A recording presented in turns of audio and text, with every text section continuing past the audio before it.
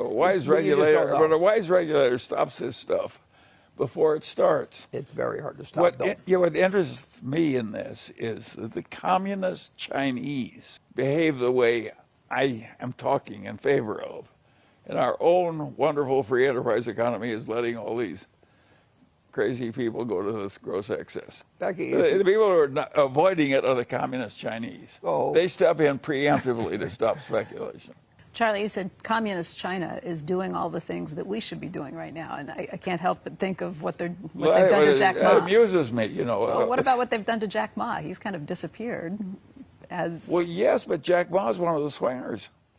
So they just they said, the hell with you. He basically gave a speech when he said to a one-party state, well, you guys are a bunch of jerks, don't know what you're doing, and I know what I'm doing, and I'm going to do it better. And he was going to wade into banking and no rules and just do whatever he pleased. He also brought banking to a lot of the Chinese communists did the right thing. They just called in Jack Ma and say, you aren't going to do it, Sonny. And I wish we had I don't want all of the Chinese system, but I certainly would like to have the financial part of it in my own country. Although Ant Financial was bringing banking to a huge unbanked population before. I mean, there were things that they were doing that... I know, but you don't want a swinger to run. The banks have the implicit guarantee of the government, and you don't want to let any swinger run a bank. Let the swingers do something else. That it would be unthinkable to have some tariff somewhere.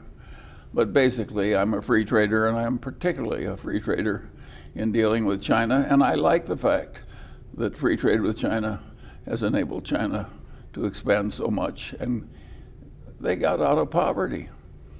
They had hundreds of millions of people in rural poverty. And they made huge, in the whole history of the world, no big nation has ever advanced faster than China. And this free trade helped them do it. And I like it. But aren't they unfair to us, just to follow up on, intellectual property? I'm sure there are places where somebody in China has some advantage over somebody in the United States that you and I might not like perfectly, but that will always happen. But basically,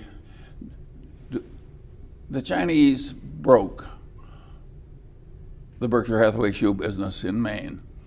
It disappeared, basically, because their shoes were very good and cheaper. I'm not mad at China over that.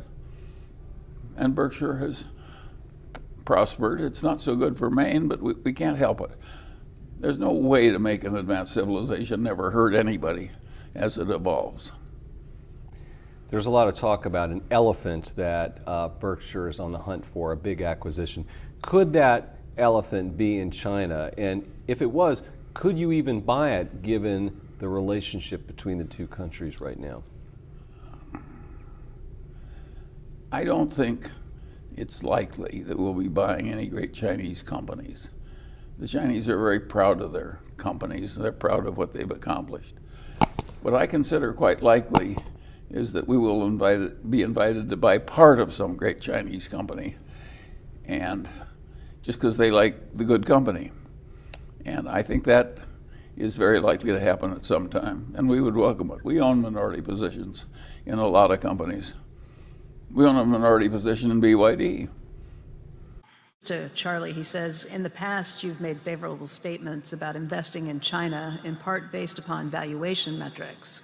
What is your opinion now, and how much weight do you put on the actions of the government in your analysis?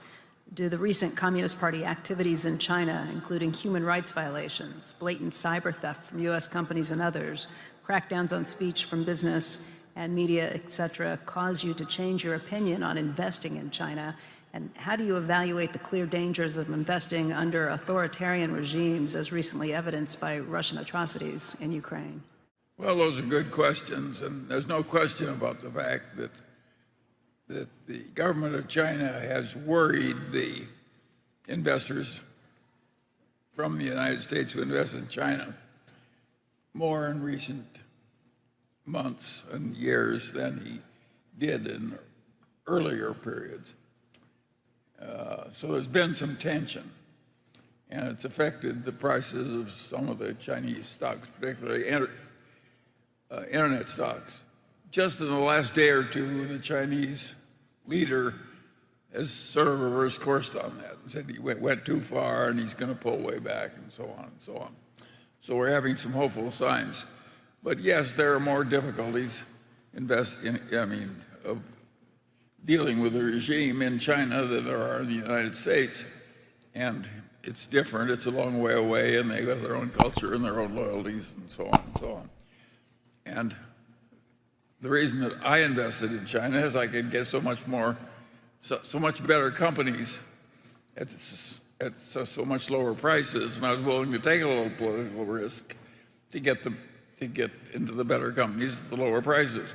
Other people might reach the opposite conclusion, and everybody is more worried about